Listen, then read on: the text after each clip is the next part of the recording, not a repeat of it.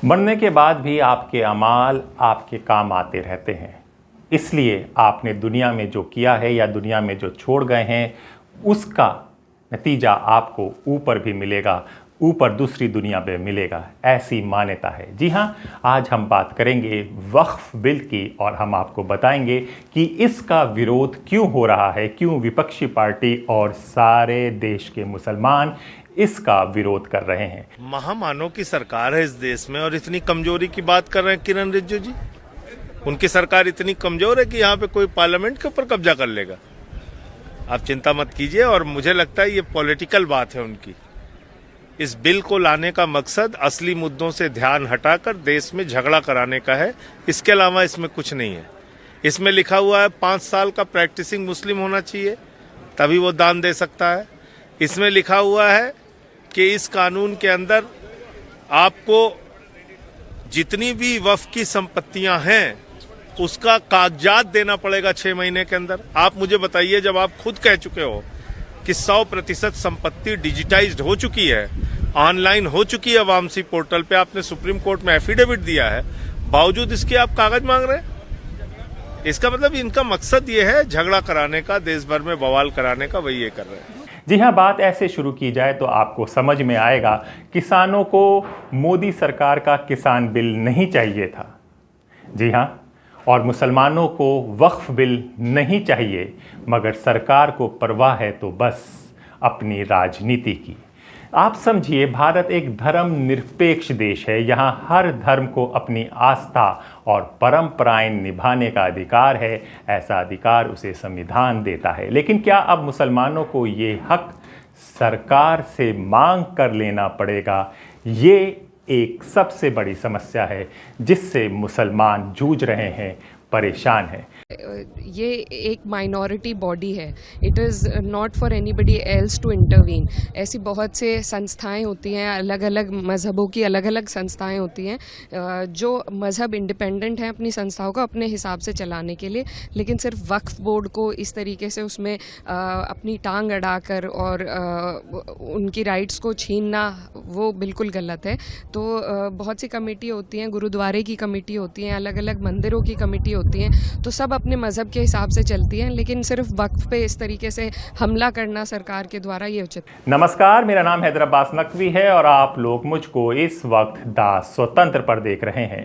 आज का सवाल सीधा है, वक्फ संशोधन विधेयक 2024 मुसलमान इसके खिलाफ क्यों हैं? क्या ये बिल सिर्फ एक कानून है या एक समुदाय को हाशिए पर लाने की साजिश? आइए पहले समझते हैं वक्फ होता क्या है। भारत में वक्फ वो संपत्ति है जो मुसलमान धार्मिक, शैक्षिक या सामाजिक कार्यों के लिए अल्लाह के नाम पर दान करता है।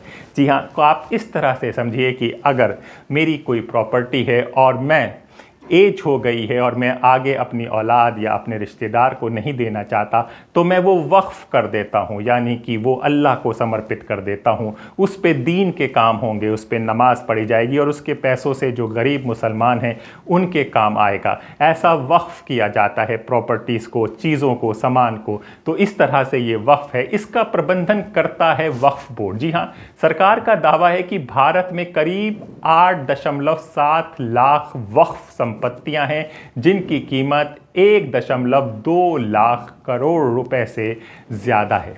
सरकार क्या कहती है ये भी समझिए। देखिए, ये रोचक बात है कि यद्यपि ये पारित हुआ है, बहुत हद तक नैतिक जीत हमारी हुई है। बहुत बड़ी मात्रा में लोकसभा में कोई 30-35 वोट का फर्क था, विरोध हुआ इस बिल का। राज्यसभा में भी 92 और 95 2 वोट आए हैं, बड़ी भारी मात्रा में है। और पहले वोट में तो आम बहुमत भी नहीं था सरकार का, दूसरे वोट में बहुमत था 250 में। तो ये बहुत संकीर्ण बहुमत है। मैं समझता हूँ इससे देश का, जनादेश का एक जो मूड है, जो मत है, वो जाहिर होता है। ये हुई पहली बात।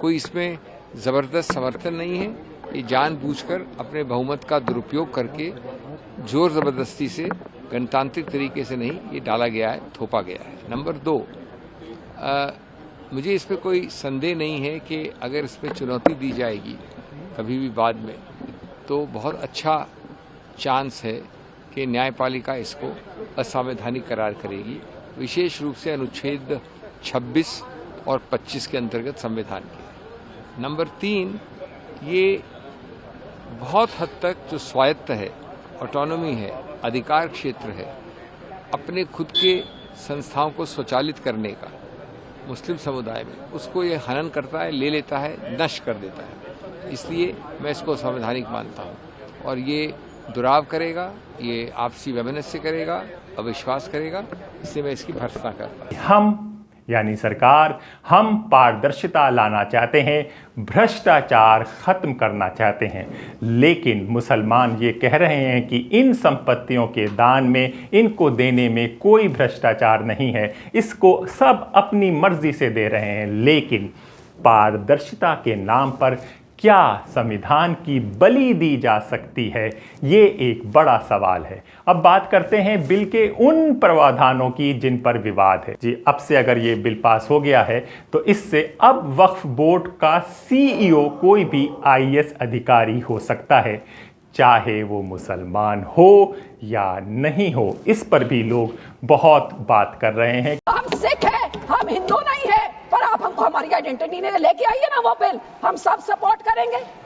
फिर आप हम इधर गुरुद्वारों के कब्जा, जो आपने हमारे गुरुद्वारे हिस्टोरिक जो आपने डिमोलिश करते, आपने जो डाल मार साहब सिक्किम में आपने डिमोलिश कर दिया, हरिद्वार में ज्ञान गोदरी आपने डिमोलिश कर दिया, उड़ीसा में मंगू मठ जो डिमोलिश कर दिया, जो माइनॉरिटी के गुरुद्वारे आप डिमोलिश कर रहे, बहुत अच्छा आपका अयोध्या बन गया।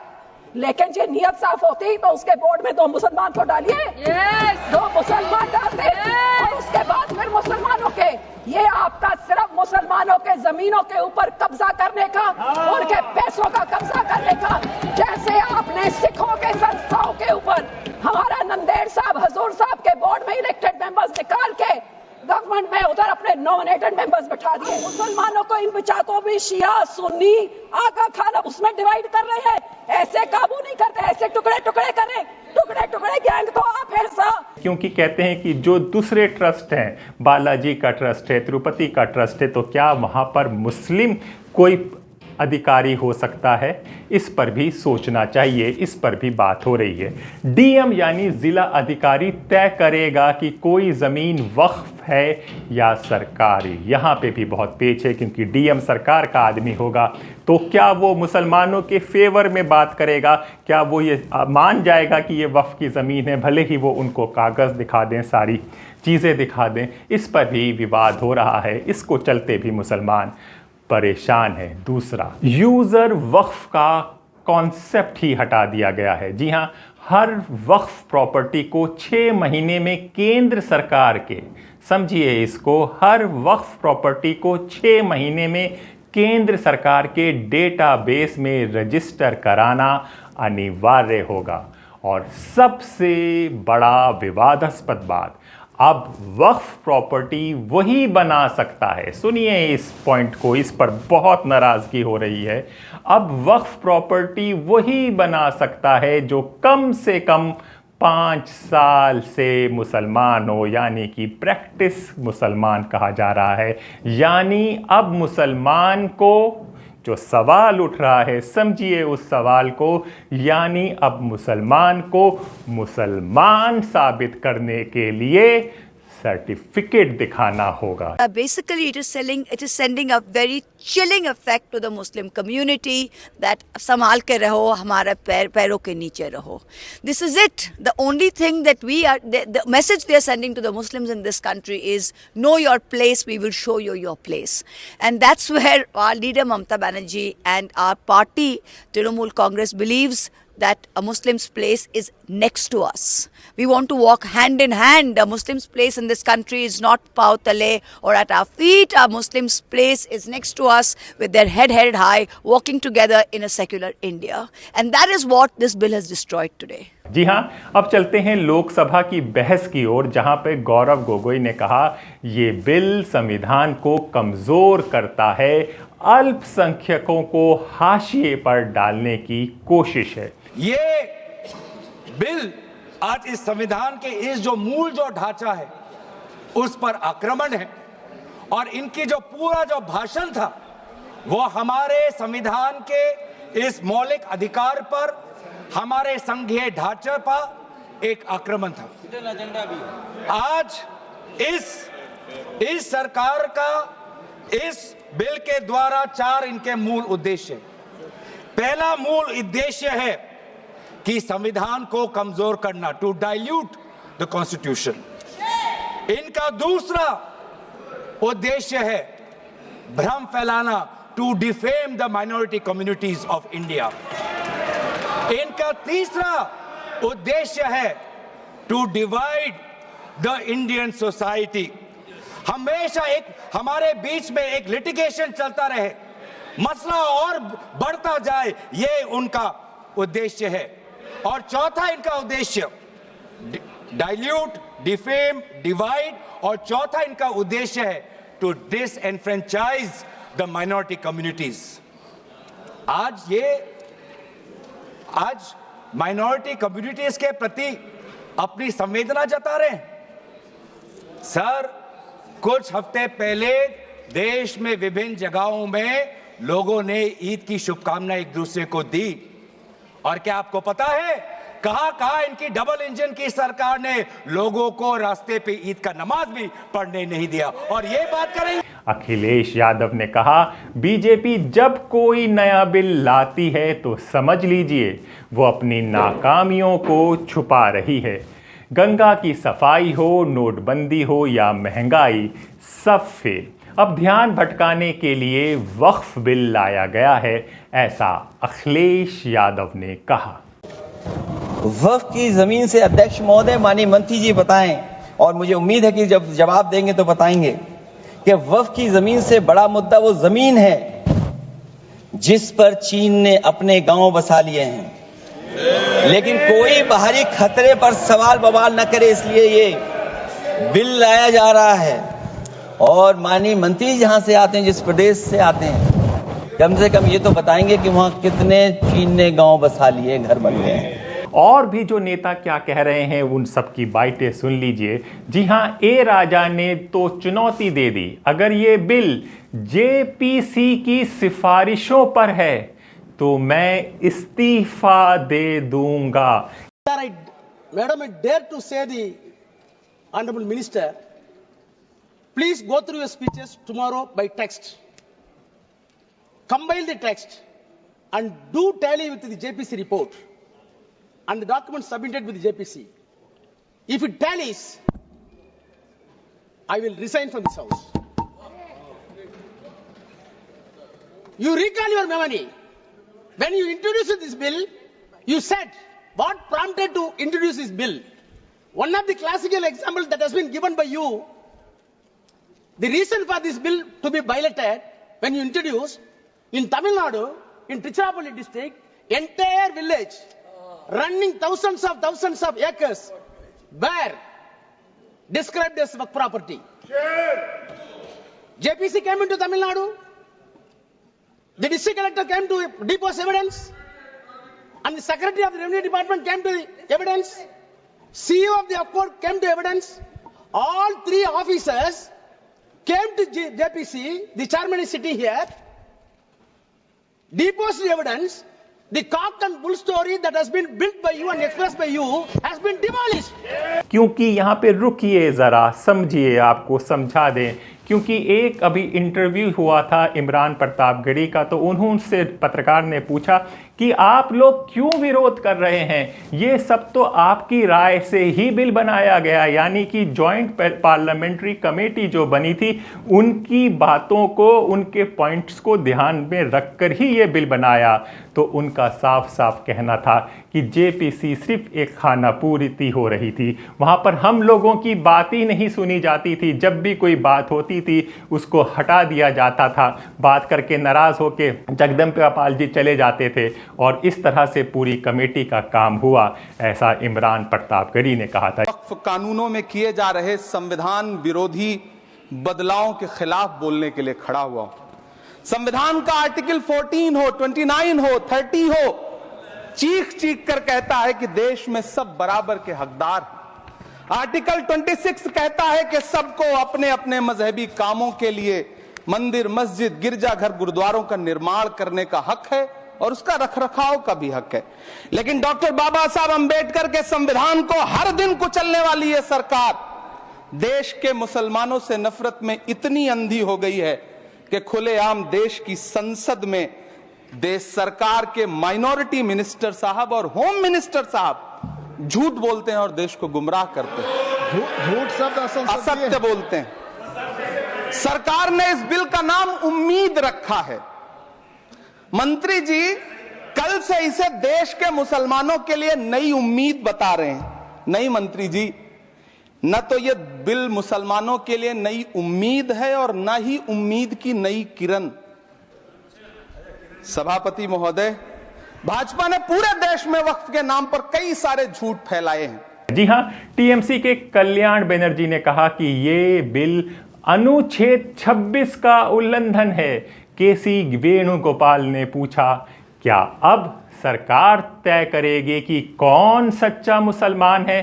अब बात करते हैं मुसलमानों की प्रतिक्रिया की। जी हां, AIIM जमातुल उलमा ए हिंद ने सभी ने इस बिल का विरोध किया। ओवैसी ने कहा यह बिल अल्पसंख्यकों को डराने और अधिकार छीनने का हथियार है। मानता नहीं, मैं इस कानून को कबूल नहीं करता हूं। तो महात्मा गांधी ने क्या किया? उन्होंने उस कानून को फाड़ दिया। तो मैं गांधी की तरह इस कानून को फाड़ता हूं। ये अनकॉन्स्टिट्यूशनल है सर। इस देश में झगड़े पैदा करने का काम बीजेपी करना चाहती है मस्जिद और मंदिर के नाम पर। इसीलिए मैं इसका कंडेम करता हूं और मैं आपसे गुजारिश करता हूं कि मैंने अपने 10 अमेंडमेंट दी है, आप इसको कबूल करिए सर। मुझे बोलने का मौका दीजिए और उस पर डिवीजन का मैं डिमांड भी करूंगा। Thank you sir. अब सवाल ये है, क्या पारदर्शिता के नाम पर धर्म की आज़ादी छीनी जा सकती है? क्या ये सिर्फ मुसलमानों का मुद्दा है या देश के संविधान की आत्मा का? जी हां, और सबसे बड़ी बात यह है, क्या बीजेपी पर क्यों नहीं यकीन किया जा रहा है कि वो मुसलमानों के हित के लिए काम कर रही है? तो इसमें भी लोग कह रहे हैं कि बीजेपी को इतनी मुसलमानों की फिक्र है, चिंता है, तो पार्टी में टिकट दें, संसद में उनकी भागीदारी बढ़ाएं। तो वो तो देते नहीं, टिकट देते नहीं। उनके ही विधायक टीएमसी के जो बीजेपी के हैं, उनका कहना है कि अगर कोई मुसलमान नेता जीत कर आएगा तो उसे संसद से भगा देंगे। फिर नमाज को लेके विवाद होता है कि एक सीओ कहता है कि भाई होली एक बार आती है, जुमा 52 बार आता है, नमाज से पढ़ो तो अपने घर पे पढ़ो, छत पर पाबंदी, सड़क पर पाबंदी, हर जगह पर बातें हैं। फिर पता है कि जिस तरह कोरोना काल आया उसका सारा इल्ज़ाम मुसलमानों पर लगा दिया। हलफनामा देकर भी मस्जिदें गिरा दी जाती हैं, तोड़ दी जाती हैं, मस्जिदों के सामने डीजे बजते हैं। फिर बुलडोज़र चलता है तो उसमें भी सुप्रीम कोर्ट ने बताया है कि इन गरीबों के घर पे बुलडोज़र क्यों चलाया गया है, तो वो घर भी मुसलमानों के होते हैं। इसलिए मुसलमानों को यही पूछ रहा है कि हम पे क्यों इतनी मेहरबानी कि हमारे लिए तलाक का कानून आ रहा है, वक्फ का कानून आ रहा है, 370 हटाया जा रहा है। तो अगर आपको चिंता है, हमारी चिंता है, तो हमें संसद में दो, अधिकार दो, चुनाव लड़ाओ, हमें अपनी पार्टी में शामिल करो। तो टिकट तो मिलता नहीं है और फिर इस तरह के बिल लागू करके उनको और दबाया, उनके और अधिकारों को खनन हो रहा है। ऐसा लोगों को खोना है। जी हां, स्वतंत्र का वादा है कि हम सवाल पूछेंगे हर सरकार से, हर दल से।